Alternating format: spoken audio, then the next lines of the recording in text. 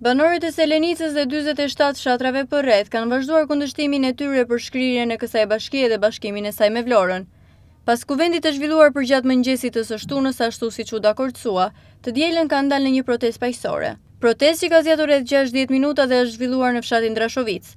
Aty janë mbajtur fjalime nga banorët e zonës duke argumentuar arsyet pse janë kundër territoriales. Gjithashtu është deklaruar se protesta dhe kundërshtia ndaj reformës do të vazhdojë.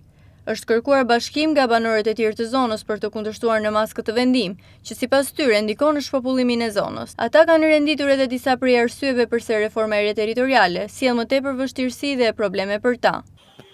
Eksperiencën që kam në drejtimin e pushtetit lokal. Një arsye të vetme, them sinqerisht, kam edhe një arsye të vetme të thotë që kjo bashki shkrihet apo bashkohet me Vlorën vetëm për një arsye.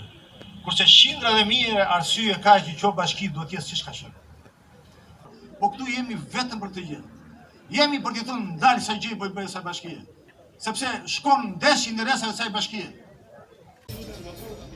Profesor Miçelemi. Dhe heq një zonë e cila është nga sipërfaqja sa është Saranda dhe gjithë zona. Po janë 47 fshatra vëllezër. Ndërkohë që për reformën e re territoriale ka reaguar edhe kryeministri Rama, I cili në platformën X ka thënë se do të ketë një afat 60 ditor për konsultimin me banorët e bashkive që preken nga reforma territoriale. Sipas asaj që shkruan Rama, ky afat kohor do të shërbejë për të marrë mendimet e banorëve të zonave dhe nëse do të konstatohet se reforma nuk funksionon, mund të ketë tërheqje nga vendimi.